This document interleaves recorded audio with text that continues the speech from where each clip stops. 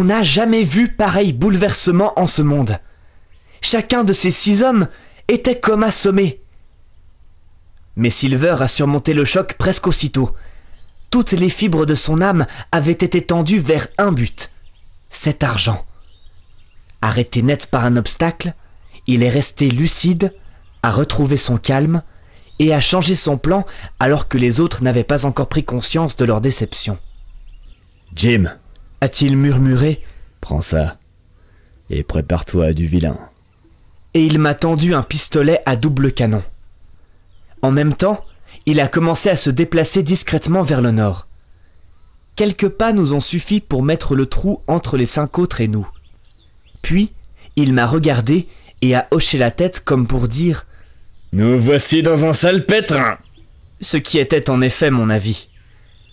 Son expression était maintenant très amicale, et ses revirements continuels me révoltaient tellement que je n'ai pas pu m'empêcher de chuchoter « Ainsi vous avez changé de camp à nouveau !»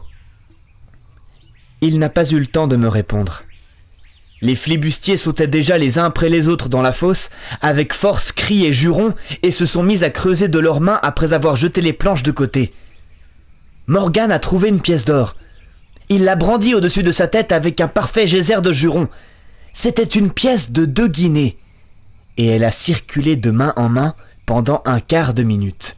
« 2 guinées !» a rugi Mary, la secouant en direction de Silver. « C'était 700 000 livres, hein ? T'es l'homme des bonnes affaires, non ? T'es celui qui a jamais raté un coup, espèce de tête de bois de marado douce !» « Continue à creuser, mes enfants !» a déclaré Silver avec l'insolence la plus froide. « Vous trouveriez des truffes que ça m'étonnerait pas !»« Des truffes !» a hurlé Mary. « Vous entendez ça, les gars ? Je vous dis, cet homme-là le savait tout du long.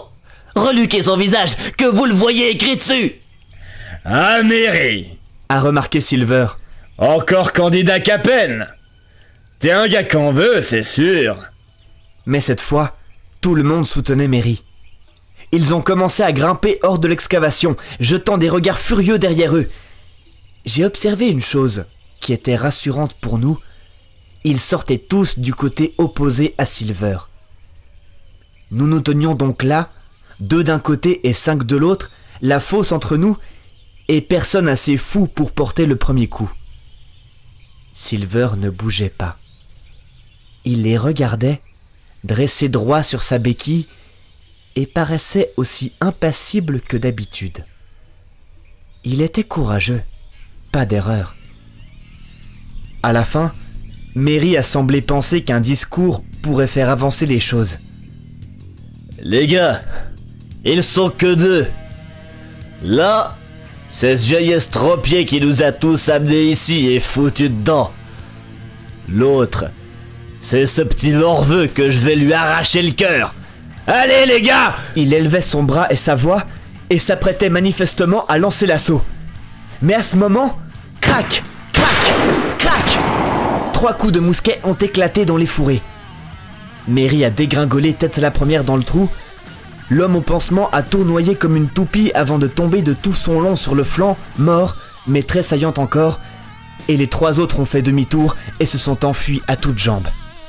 En un clin d'œil, Long John avait tiré les 2 coups d'un pistolet sur Mary, qui se débattait encore, et, alors que l'homme agonisant roulait des yeux vers lui, « George, je pense que je t'ai réglé ton compte. » Au même instant, le docteur, Gray et Ben Gunn sont sortis des muscadiers, leurs mousquets encore fumants, et nous ont rejoints. « En avant !» s'est écrié le docteur. « Au pas de course, mes enfants. Nous devons les empêcher d'atteindre les chaloupes. » Et nous sommes partis à vive allure, plongeant parfois dans les buissons jusqu'à la poitrine. Je vous le dis, Silver voulait à tout prix éviter de se laisser distancer. Les efforts que cet homme a fournis, bondissant sur sa béquille à en faire éclater ses muscles pectoraux, dépassent ce qu'un homme valide pourrait accomplir de l'avis du docteur. Toujours est-il qu'il avait pris une 30aine de yards de retard et se trouvait au bord de l'asphyxie quand nous avons atteint le haut de la pente.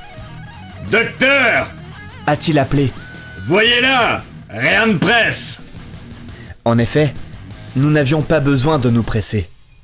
Nous pouvions voir les 3 survivants sur une portion dégagée du plateau en train de courir dans la même direction qu'au début, vers la colline du mât d'Artimon. Nous nous trouvions déjà entre les chaloupes et eux, et nous nous sommes donc assis tous les quatre pour souffler, pendant que Long John, épongeant son visage, montait lentement vers nous. « Merci, du fond du cœur, docteur, dit-il. Vous êtes arrivé à la dernière seconde, je crois, pour Hawkins et moi. C'est donc toi, Ben Gunn, a-t-il ajouté. Ah, t'es un drôle de numéro, c'est sûr. Je suis Ben Gunn. C'est moi, a répondu le marron. Il était gêné et se tortillait comme une anguille.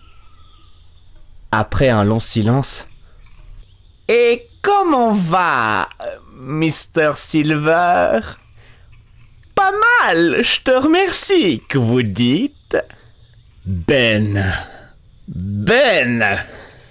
a murmuré Silver.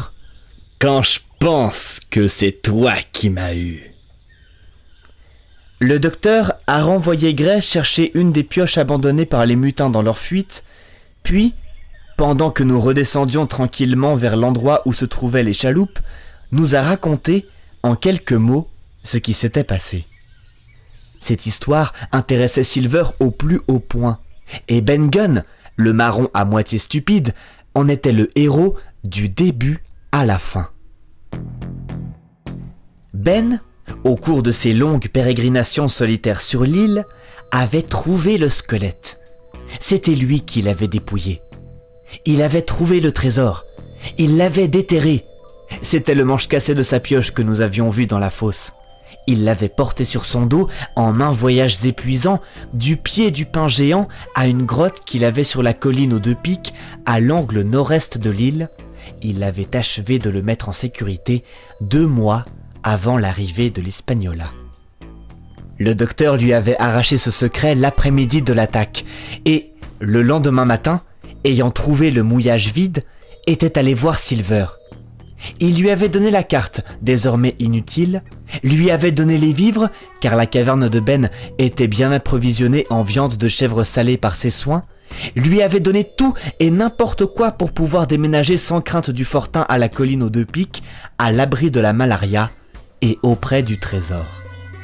Quant à toi, Jim, dit-il, j'ai agi à contre-cœur, mais au mieux des intérêts de ceux qui étaient restés à leur poste. Et si tu n'étais pas l'un d'eux, à qui la faute?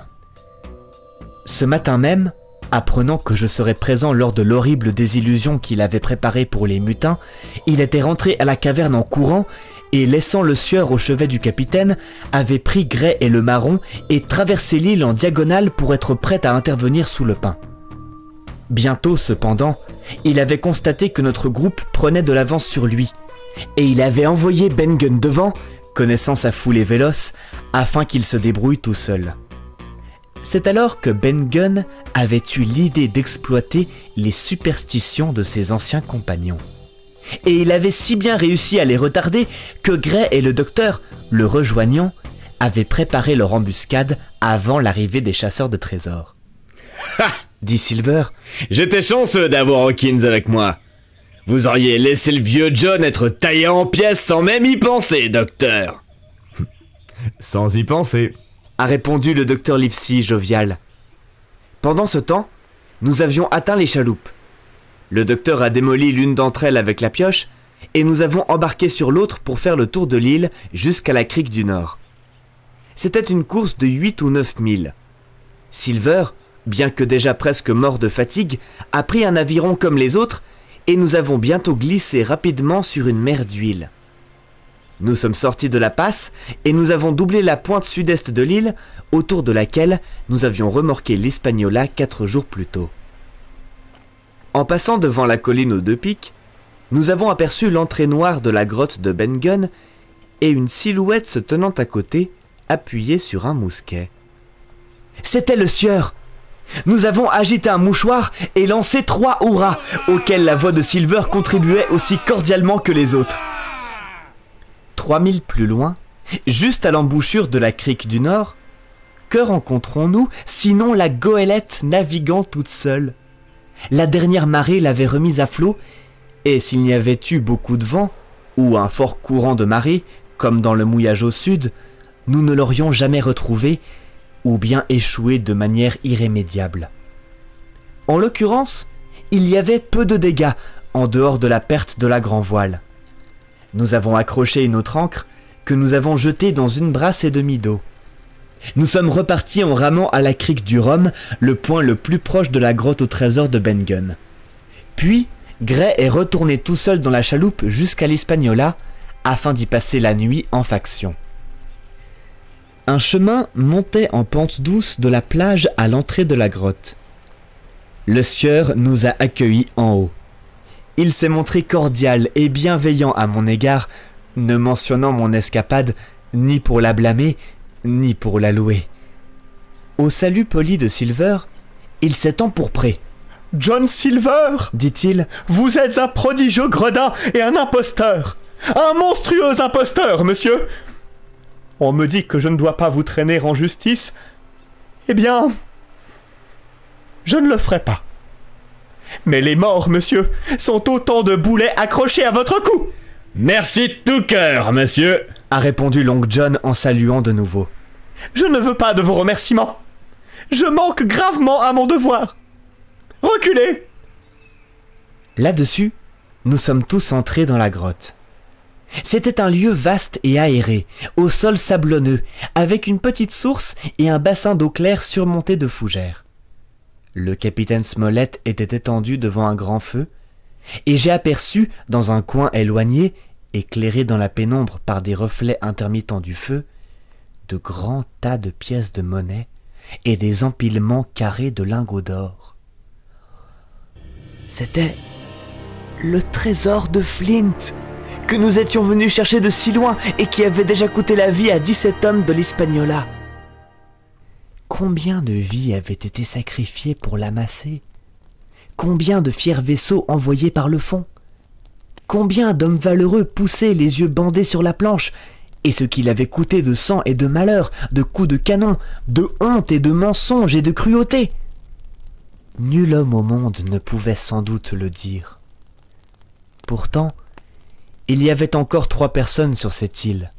Silver, le vieux Morgan et Ben Gunn qui avaient pris leur part de ces crimes, de même qu'ils avaient espéré en vain prendre leur part du butin. « Entre, Jim !» dit le capitaine. « Tu es un bon garçon dans ton genre, Jim.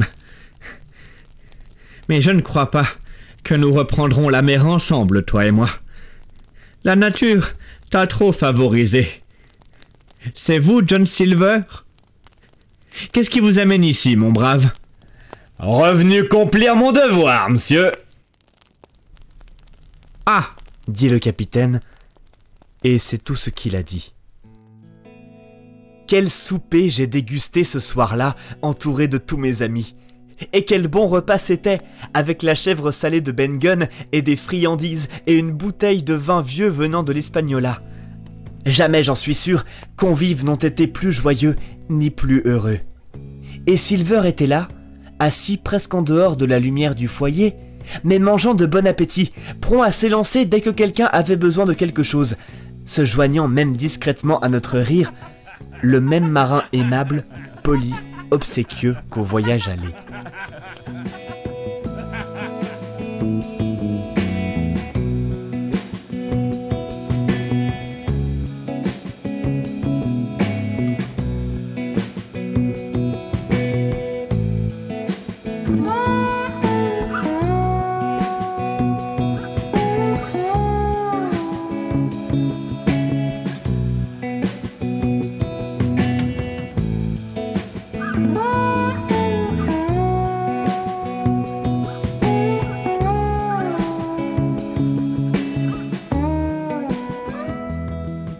Le lendemain, nous nous sommes mis à l'œuvre de bonne heure, car le transport de cette grande masse d'or sur près d'1 mille à dos d'hommes jusqu'à la plage, puis sur 3 000 en chaloupe jusqu'à l'Hispaniola, représentait une tâche considérable pour un nombre aussi réduit de travailleurs. Les 3 mutins encore en liberté sur l'île ne nous inquiétaient guère. Une sentinelle unique sur la crête de la colline suffisait à nous protéger d'une attaque soudaine. D'autre part, nous pensions qu'ils en avaient plus qu'assez de se battre. Le travail a donc avancé rondement. Gray et Ben Gunn allaient et venaient dans la chaloupe, tandis que les autres empilaient le trésor sur la plage pendant leur absence. 2 lingots, accrochés au bout d'une corde, constituaient une bonne charge pour un homme adulte, et encore devait-il marcher lentement. Pour ma part, comme on ne pouvait pas m'employer au transport, j'étais occupé toute la journée dans la grotte à entasser des pièces de monnaie dans des sacs à pain. C'était une étrange collection, comparable à celle de Billy Bones pour la diversité des monnaies, mais tellement plus grande et plus variée que j'ai éprouvé un immense plaisir à la trier. Presque toutes les monnaies du monde et de toutes les sortes devaient figurer dans cette collection, je pense. Anglaises, françaises, espagnoles, portugaises, des louis et des georges, des doublons et des doubles guinées, des sequins et des moïdors brésiliens, les effigies de tous les rois d'Europe depuis un siècle, de curieuses pièces orientales frappées de signes ressemblant à des bouts de ficelle ou à des morceaux de toile d'araignée, des pièces rondes et des pièces carrées, et des pièces trouées comme si elles devaient être portées autour du cou. Et quant à leur nombre, il y en avait autant que de feuilles en automne, si bien que j'avais mal au dos et aux doigts à force de me baisser et de les trier. Ce travail a continué jour après jour. Chaque soir, une nouvelle fortune avait été emportée à bord, mais une autre fortune attendait pour le lendemain, et pendant tout ce temps, nous n'avons eu aucune nouvelle des 3 mutins survivants. Enfin, je crois que c'était la 3e nuit, le docteur et moi nous promenions sur la crête de la colline, là où elle surplombe les terres basses de l'île, quand le vent a fait remonter depuis les ténèbres épaisses un bruit indistinct, hurlement ou chant. Un fragment est arrivé à nos oreilles, puis le silence est revenu. « Le ciel leur pardonne, » dit le docteur. « Ce sont les mutins. » « Tous ivres, monsieur !» a ajouté la voix de Silver derrière nous. Silver, je dois dire, jouissait d'une entière liberté, et, en dépit de rebuffades quotidiennes, semblait se considérer de nouveau comme un subalterne aimable et privilégié. En vérité, il était remarquable de voir avec quelle courtoisie inlassable il supportait ses affronts et tentait de se concilier nos grâces. Pourtant, je crois que tout le monde le traitait comme un chien, sauf Ben Gunn, qui avait encore très peur de son ancien quartier-maître, et moi-même, qui avait vraiment de quoi lui être reconnaissant, même si, par ailleurs, je pouvais avoir une pire opinion de lui que n'importe qui, je suppose, puisque je l'avais vu envisager une nouvelle trahison sur le plateau.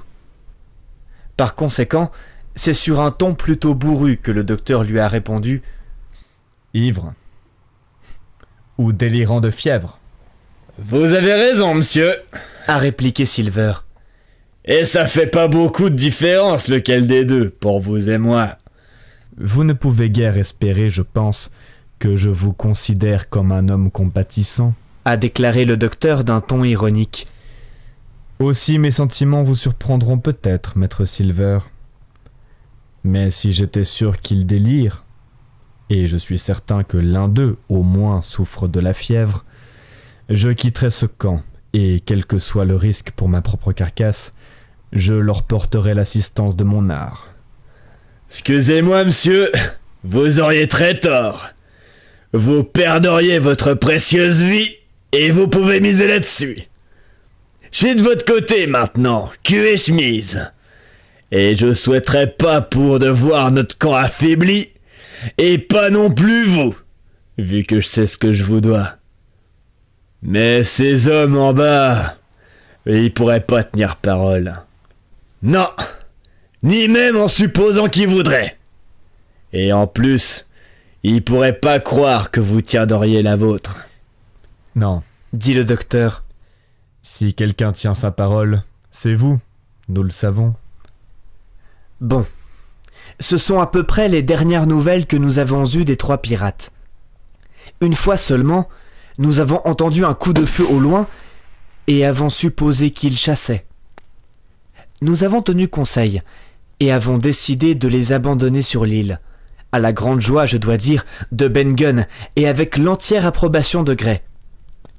Nous avons laissé un bon stock de poudre et de plomb, l'essentiel de la viande de chèvre salée, quelques médicaments et d'autres produits de première nécessité, des outils, des vêtements, une voile de secours, une brasse ou deux de corde et, selon le désir particulier du docteur, une belle provision de tabac. Nous n'avions plus rien à faire sur l'île. Le trésor était arrimé dans la cale, nous avions embarqué de l'eau en quantité suffisante et le reste de la viande de chèvre afin de parer à toute éventualité.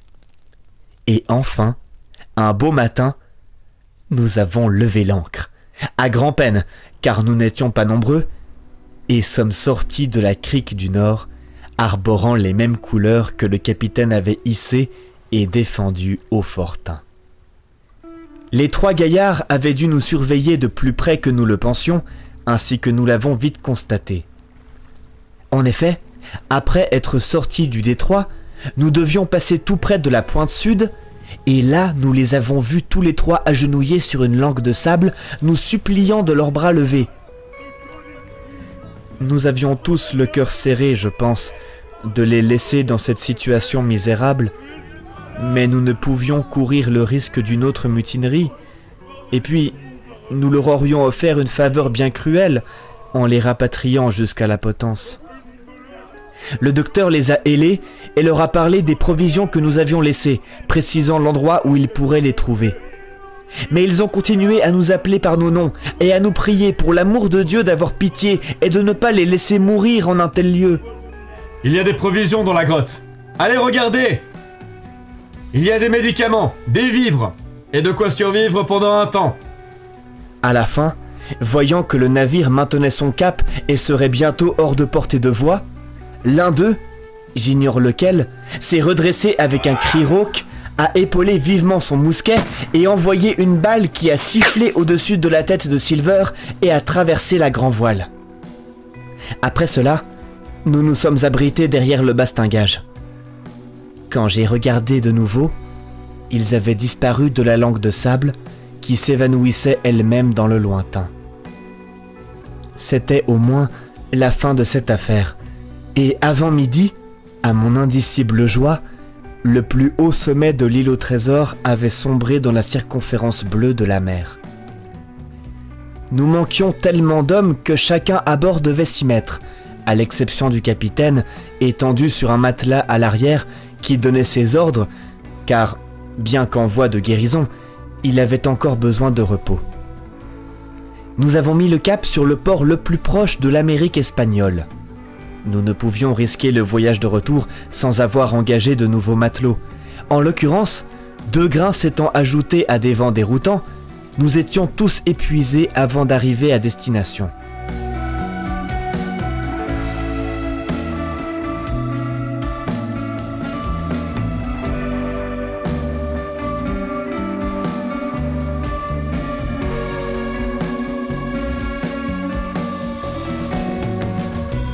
C'est au coucher du soleil que nous avons jeté l'ancre dans une rade magnifique et avons été aussitôt entourés par des pirogues chargées de nègres, d'Indiens du Mexique et de mulâtres qui vendaient des fruits et des légumes et offraient de plonger pour aller chercher des pièces de monnaie. La vue de tant de visages joyeux, surtout les noirs, la saveur des fruits tropicaux et surtout les lumières qui commençaient à briller dans la ville offrait un contraste plein de charme avec notre séjour sombre et sanglant sur l'île. Le docteur et le sieur, m'emmenant avec eux, sont allés à terre pour y passer le début de la nuit. Là, ils ont rencontré le capitaine d'un vaisseau de guerre anglais, se sont mis à bavarder avec lui, sont montés à bord de son bateau et, en bref, ont passé le temps de manière si agréable que le jour se levait quand nous avons regagné l'Hispaniola. Ben Gunn se trouvait seul sur le pont et, dès que nous sommes montés à bord, il a commencé à se livrer à des aveux en se tortillant de manière merveilleuse. Silver était parti. Le marron l'avait aidé à s'échapper dans une pirogue quelques heures plus tôt. Il nous a assuré que s'il avait agi ainsi, c'était seulement pour sauver nos vies, que nous aurions certainement perdu si... Cet homme avec une jambe serait resté à bord. Mais ce n'était pas tout. Le cuisinier n'était pas parti les mains vides. Il avait découpé une cloison sans être vu et avait emporté l'un des sacs de pièces, valant peut-être 300 ou 400 guinées, afin de mieux commencer ses nouvelles aventures. Je pense que nous étions tous contents d'être débarrassés de lui à si bon compte. Bon, sans entrer dans les détails, nous avons engagé quelques matelots et, après une bonne traversée, l'Hispaniola a atteint Bristol juste au moment où Mr. Blandly envisageait d'équiper le navire de secours. Seuls 5 des hommes qui avaient embarqué sur la goélette sont revenus. Le diable acheté, les autres partent sur bord, sans ménagement. Même si nous n'étions pas aussi mal lotis, c'est certain, que le navire de la chanson. Sauf un matelot, tous étaient morts, sur 75 montés à bord. Nous avons tous reçu une bonne part du trésor, et l'avons utilisé sagement ou stupidement, selon notre nature. Le capitaine Smollett a pris sa retraite. Non seulement Gray a économisé son argent, mais, saisi soudain du désir de s'élever, il a étudié sa profession et il est maintenant second d'un beau navire bien gréé dont il possède des parts, marié et père de famille par ailleurs. Quant à Ben Gunn, il a reçu 1000 livres qu'il a dépensés, ou perdus, en 3 semaines, ou pour être précis, en 19 jours, car il est revenu mendier de l'argent dès le 20e. On lui a donné une loge de gardien, exactement ce qu'il m'avait dit craindre sur l'île. Il est toujours en vie, un grand favori des petits campagnards, bien qu'il se moque un peu de lui, et un chanteur apprécié à l'église les dimanches et jours de fête. De Silver, nous n'avons plus jamais entendu parler.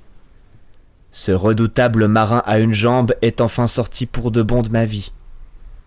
Mais je me dis qu'il a retrouvé sa vieille négresse et coule peut-être des jours heureux avec elle et Capitaine Flint. Il faut l'espérer, je suppose, car ses chances de bonheur dans l'autre monde sont très faibles. Les armes et les lingots d'argent reposent encore, autant que je le sache, là où Flint les a enterrés.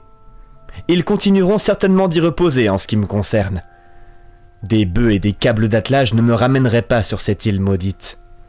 Et mes pires cauchemars sont ceux où j'entends le ressac marteler ses côtes, ou bien ceux où je me dresse dans mon lit, la voix stridente de Capitaine Flint résonnant encore dans mes oreilles. Pièce de 8, pièce de 8, pièce de 8.